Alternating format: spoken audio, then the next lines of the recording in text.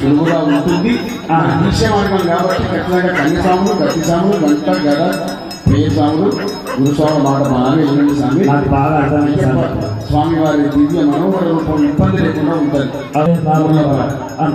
అందుకే స్వామి ఒక్కసారి కూడా గురువని గురువే శరణమయ్యప్ప దైవమే